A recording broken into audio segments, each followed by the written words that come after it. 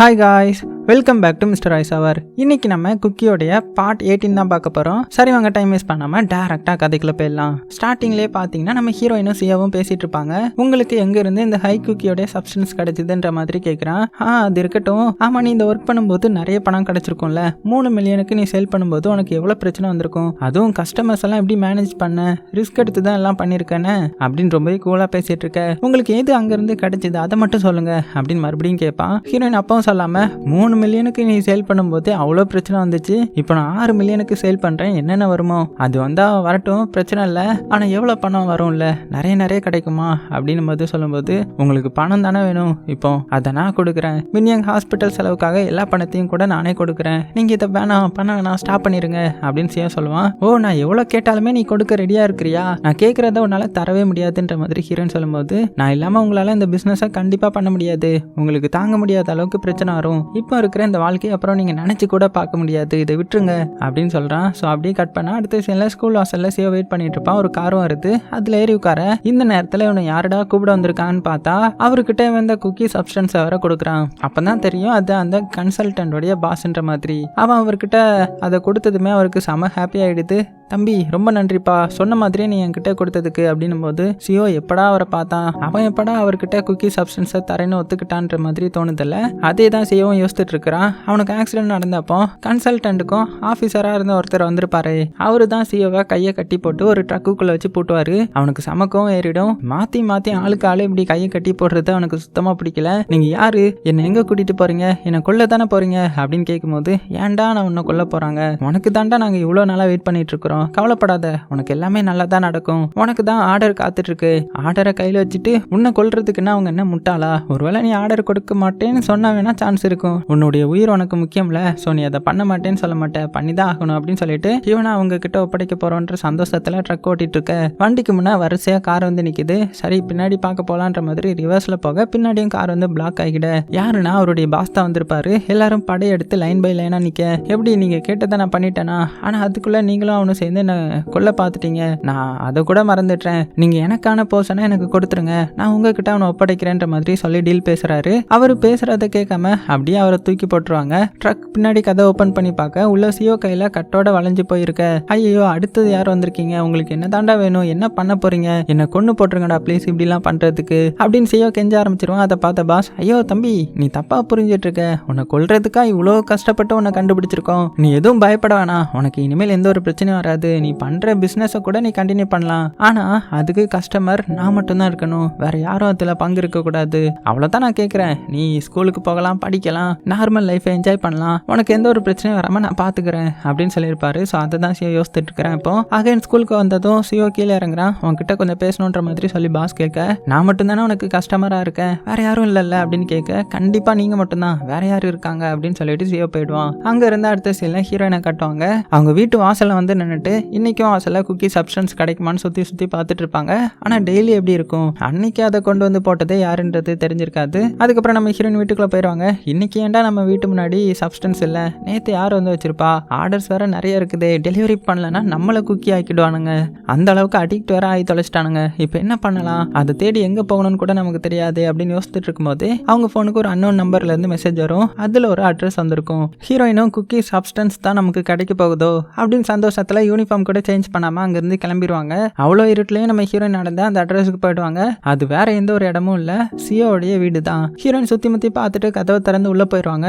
வீடு அதுக்கு மேல குகையா இருக்குது, அவ்வளோ இருட்டா, கொஞ்சம் கூட வெளிச்சம் இல்லாம இருக்குது. ஹீரோயினும் லைட் ஏதாவது இருக்கா அப்படின்னு செக் பண்ணுவாங்க. ஆனா அவங்களுடைய கண்ணுக்கு எதுவுமே படாது. மெதுவா உள்ள பதுங்கி பயந்து நடந்து போவாங்க. அங்க மறுபடியும் உள்ள வேற ஒருத்தர் வர, யார்டா இது நமக்கு பின்னாடி வர்றதுன்னு திரும்பி பார்க்க, நான் வந்துட்டேன்டா, அவ்வளோ ஈஸியா நான் செத்துருவேனா அப்படின்ற மாதிரி கன்சல்டன்ட் வந்துட்டு இருக்கிறாரு. வந்து கதையும் லாக் பண்ணிட்டு ஒரு இடத்துல உட்காருவாரு. அதை பார்த்ததுமே ஹீரோனுக்கு செம சாக்கா இருக்குது. என்னடா செத்துட்டாருன்னு சொன்னாங்க, ஆனா இவர் எப்படிங்க, எல்லாம் உண்மை தானே, இல்ல ஏதாவது கனவா அப்படின்னு யோசிச்சுட்டு, சார் எப்படி இருக்கீங்க, இங்க எப்படி இருந்தீங்க, நான் வேற ஏதோ கேள்விப்பட்டேனே, ஆனா நீங்க எப்படிங்க உயிரோட இருக்கீங்க அப்படின்ற மாதிரி கேட்பாங்க.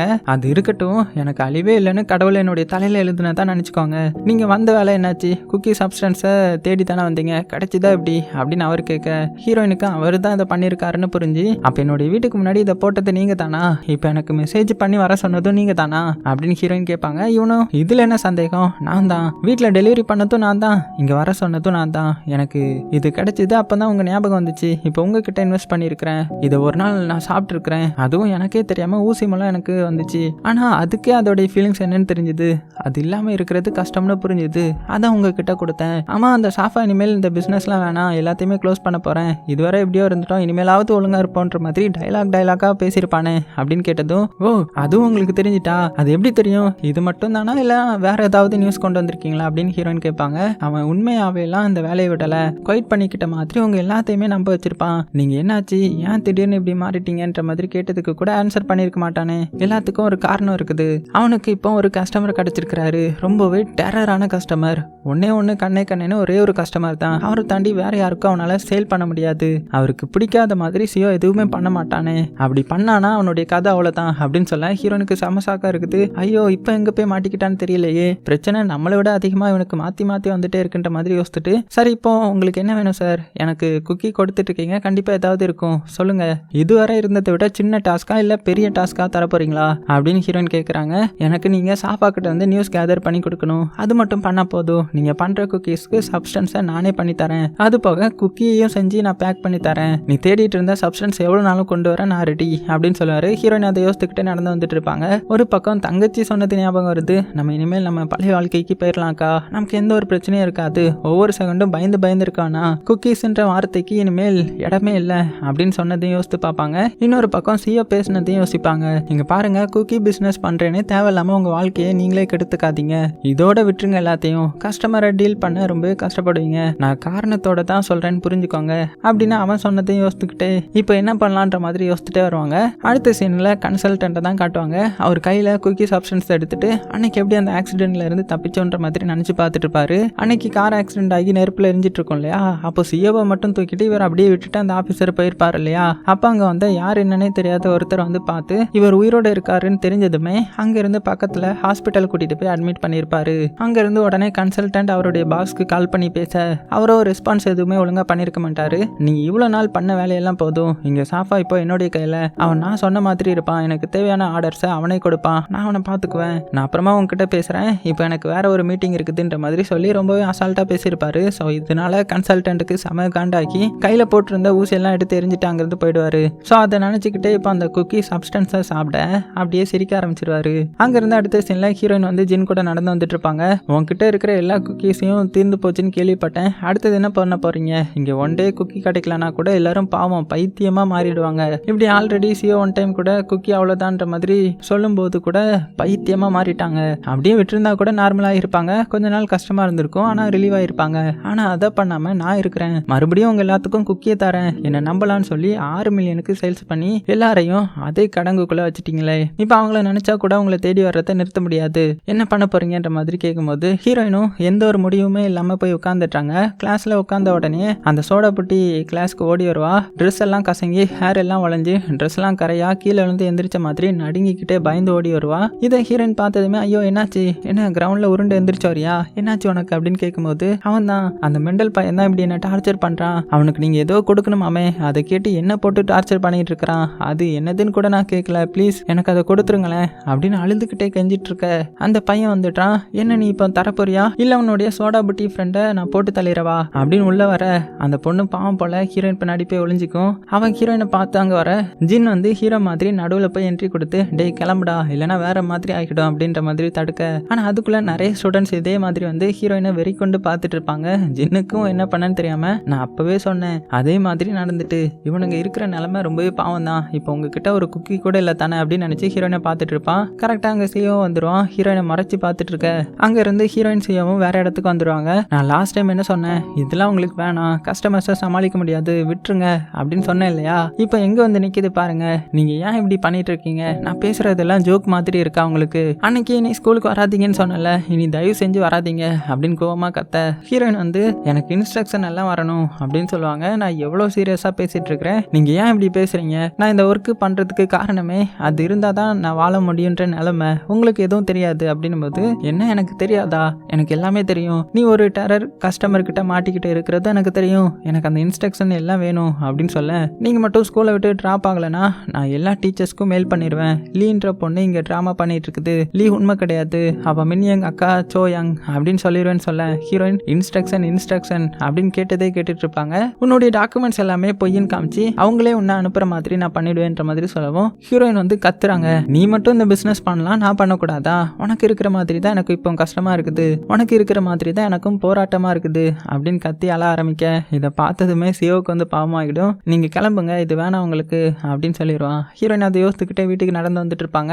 வீட்டு வாசல்லே இன்னைக்கு என்னடா இருக்குன்னு பார்க்க ஹீரோயின் ஸ்கூல்ல இருந்து டிராப் பண்ண லெட்டர் தான் வந்திருக்கும். இதை பார்த்த ஹீரோயின் கவரை கிழிச்சு போட்டுட்டு பேய் பிடிச்ச மாதிரி உட்காந்துட்டு இருப்பாங்க. அங்கிருந்து அடுத்த சீன்ல ஹீரோயின் மின்னி அங்கே தான் ஹாஸ்பிட்டல் வராங்க. அவங்க கூடவே பெட்டுக்கு கீழே படுத்துக்க, வேலை தேடி போயிருந்தீங்களே கிடைச்சிட்டாக்கா அப்படின்னு மின்னியும் கேட்க, அது அவ்வளோ ஈஸி இல்லம்மா, ரொம்பவே கஷ்டம், இங்க வேலை இல்லாம நிறைய பேர் இருக்கும், அதனால எல்லா வேலையிலையுமே காம்படிஷன் வந்து அதிகமா இருக்குது அப்படின்னு ஹீரோயின் சொல்ல, ஆமா ஆமா நீங்க பொறுமையாவே இருங்கக்கா, ஒன்றும் பிரச்சனை இல்லை அப்படின்னு மின்னியும் சொல்ல, பொறுமையை பார்த்தா ஹாஸ்பிட்டல் ஃபீஸ் யாரு கொடுப்பா, நான் ஆயுசுக்குமே இங்க கிளீனிங் ஒர்க்ல ஜாயின் பண்ணி தான் பணத்தை கட்டணும், அதுலயே என்னுடைய வாழ்க்கை போயிடும் அப்படின்னு நினைச்சிட்டு நான் தேடி போகாத இடமே இல்லை, எல்லா இடத்துலயும் ஏறி இறங்கி இன்டர்வியூ அட்டென்ட் பண்ணிட்டு தான் இருக்கிறேன், இப்பெல்லாம் எனக்கு நார்மலா இருக்க முடியல, கொஞ்ச நாளா நடந்த எல்லா விஷயமும் தான் மண்டையில ஓடிட்டு இருக்குது, 4 வருஷத்துக்கு முன்னாடி நடந்தது கூட இப்போ ஞாபகத்துக்கு வருது, மைண்டை டிஸ்ட்ராக்ட் பண்ணவும் முடியல, நம்ம இன்னும் நம்மளுடைய வாழ்க்கையை மாற்றணும், இப்படியே இருந்தால் சரி வராது அப்படின்னு ஓவர் திங்க் பண்ணிட்டு மின்னியாங்க பார்க்குறாங்க. அவளுடைய முகத்துல இருந்து தலைமை தொட்டு பார்த்துட்டு அழ ஆரம்பிச்சிருவாங்க. ஸோ அடுத்த சீன்ல சிவா கிளாஸுக்கு போயிட்டு இருக்கிறான். இனி அவளை தான் அவங்க ஸ்கூலுக்கு வர மாட்டாங்கடா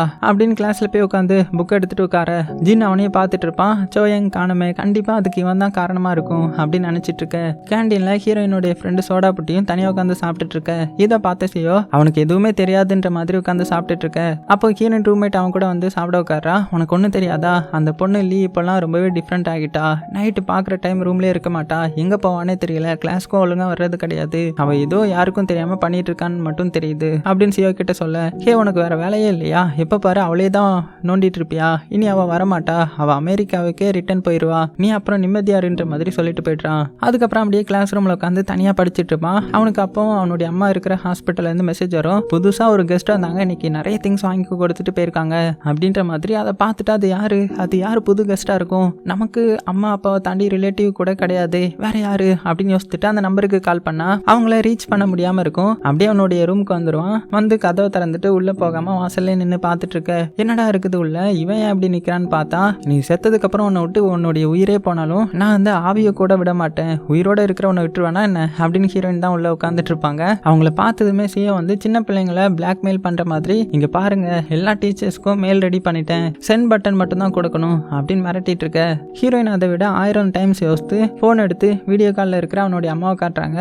அம்மானு சொன்னா போதுமே சியோ எப்படி மாறிடுவான். ஹீரோயினை போட்டு பயங்கரமா திட்டுறான். அதுக்குள்ள அங்க சியோடைய அம்மா கூட கன்சல்டன்ட் தான் இருப்பாரு. இவன் பேசிட்டு இருக்கும் போது கட் பண்ணிட்டு போயிடுவாரு. சியோ வெறியாக்கி கத்துறான், எத்தனை தடவை சொல்றது என்னுடைய அம்மா கிட்ட போகாதீங்கன்னு, மறுபடியும் அதே பண்ணிட்டு இருக்கீங்க, அவரு கூட சேர்ந்து இப்போ எனக்கே ஆப்போசிட்டா பண்ணிட்டு இருக்கீங்களா அப்படின்னு சொல்லி திட்டேன். எனக்கு வேற வழி இல்லை, நான் வாழணும்னா இதுதான் ஒரே வழி, நீ என்கிட்ட இன்ஸ்ட்ரக்ஷன் சொன்னா நல்லது, இல்லைன்னா கஷ்டம், நீ என்கிட்ட சொல்லு, உனக்கு எந்த ஒரு பிரச்சனையும் வராம நான் பாத்துக்கிறேன் அப்படின்னு சொல்லி அவனுடைய மனசை மாத்திட்டு இருக்க.